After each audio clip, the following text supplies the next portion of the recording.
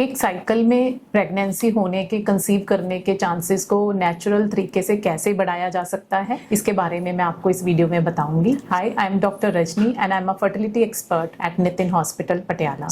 अगर कोई भी कपल प्रेगनेंसी की ट्राई करता है, उसको 5 से 6 महीने नॉर्मल लग जाते हैं प्रेगनेंसी होने में, और लेकिन फिर भी अगर प्रेगनेंसी ना हो तो कौन से नेचुरल वेज हैं जिससे हम प्रेगनेंसी के चांसेस को बढ़ा सकते हैं।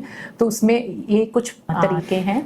नंबर 1, सबसे पहले एक फीमेल के जो पीरियड्स हैं वो रेगुलर होने चाहिए। अगर पीरियड्स रेगुलर हैं, इसका मतलब ओवुलेशन है जो रेगुलरली हो रही है। एक एग हर महीने रेगुलर रिलीज होता है जिससे प्रेगनेंसी के चांसेस बढ़ते हैं। अगर आपके पीरियड्स रेगुलर नहीं है तो उसको रेगुलर करने हैं। सेकेंडली, आपको अपना फर्टाइल पीरियड पता होना चाहिए।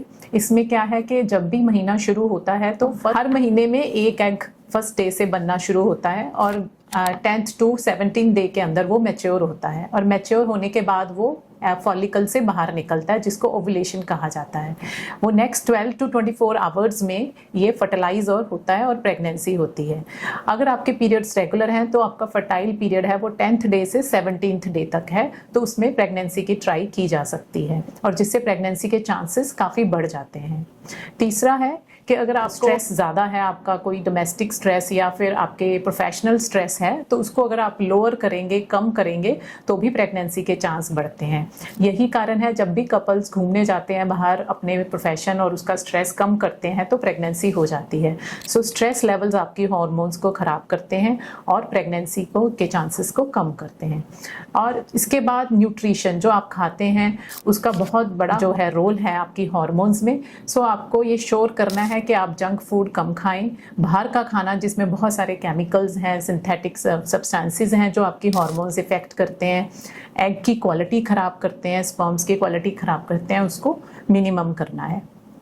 इसके बाद अगर आपकी कोई भी एडिक्शन है, अगर अल्कोहल इंटेक है, स्मोकिंग है या आप कुछ भी और स्टीरॉइड्स लेते हो, तो वो भी आपको मिनिमम करने हैं। 2 या 3 महीने के बाद, इनको बंद करने के बाद ही एक अच्छे एग या स्पर्म की शुरुआत होती है और प्रेगनेंसी के चांस बढ़ते हैं। ये सब चीज़ों का ध्यान रख के अगर हम ये सारे वेज को अपनाएं तो 2 या 3 महीने इनको फॉलो करें तो प्रेगनेंसी, बहुत सारे केसेस में प्रेगनेंसी अपने आप हो जाती है। और अगर आप प्रेगनेंसी की ट्राई कर रहे हो तो आपको फॉलिक एसिड लेना ज़रूरी है 3 मंथ्स पहले, ताकि जब भी फर्टिलाइजेशन हो और एक एम्ब्रियो बने तो उसमें जो जेनेटिक प्रॉब्लम्स हैं या हार्ट प्रॉब्लम्स हैं बच्चे में, वो कम से कम चांसेस हों। फॉलिक एसिड भी लेना ज़रूरी है। Thank you.